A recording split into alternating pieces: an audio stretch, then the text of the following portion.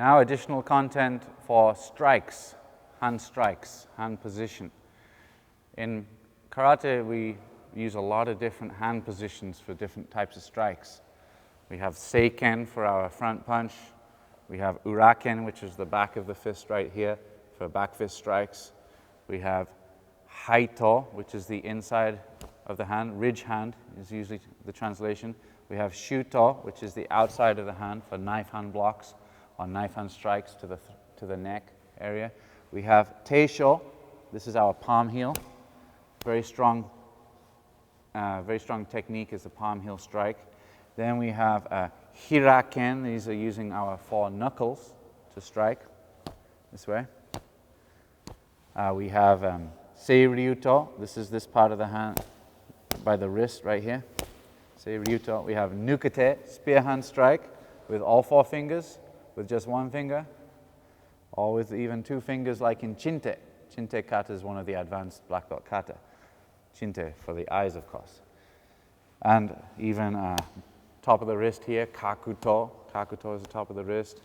With the knuckles, I talked about hiraken, but you could be just 1 knuckle, ipponken, or the middle knuckle, nakadaka ipponken. So even just with a hand strike, washide, eagle hand, right here, aiming for pressure points here, or the back of the hand, or up underneath the chin, neck area. Right? These are finger strikes. So there are many, many different types of strikes, even grabbing movements, kumade, bare hand, and so on. At level 3 content, you see a lot of these strikes in the kata. So the first one is nukete, spear hand. Nukete. So nukete strike, straightforward, almost like a front punch, but you're using the spear hand instead. Now in kata, in heian nidan, for example, you see this movement first, osai uke, downward strike, and then a downward block, and then right here striking through. This position here, maintaining behind the elbow, this is adding strength to the block. So it's assisting, almost like a marota uke assisted block. This is assisting the nukete spear hand strike. Our points to aim for are the solar plexus is 1. Notice our middle finger is a little bit longer than the other fingers. Well, this fits very nicely in the solar plexus with the first finger and the third finger either side and the middle finger striking right in the middle. Also, the neck position, striking this way for nukete. Again, middle finger fits very nicely into the Adam's apple area there with the other 2 fingers either side on the jugular. A very useful strike to the throat area. So really the nukete strike, because we're using our fingers, which can easily be broken, the nukete strike should be used to the softer parts of the body. Some people, of course, can build up that finger strength, maybe using finger push-ups and such techniques, or hands into the sand and pebbles and stuff to build up your hands. In traditional conditioning training in Okinawa, they did this a lot.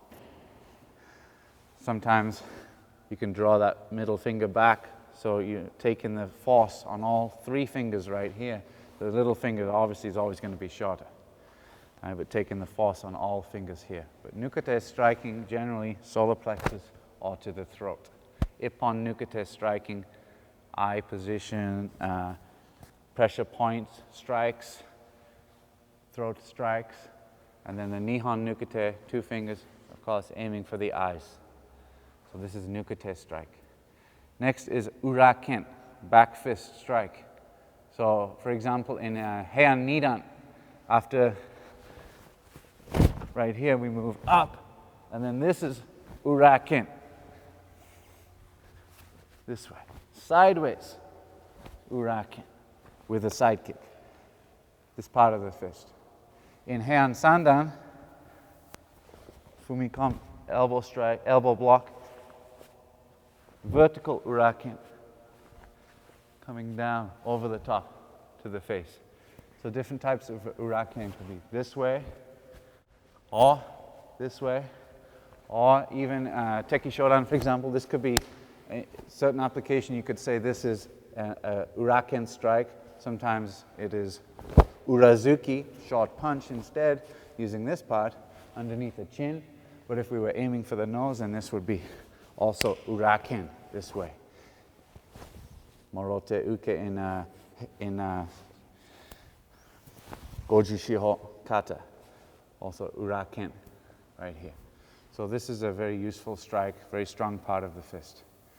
Next is tetsui, hammer fist, tetsui, found even as early as Heian Shodan.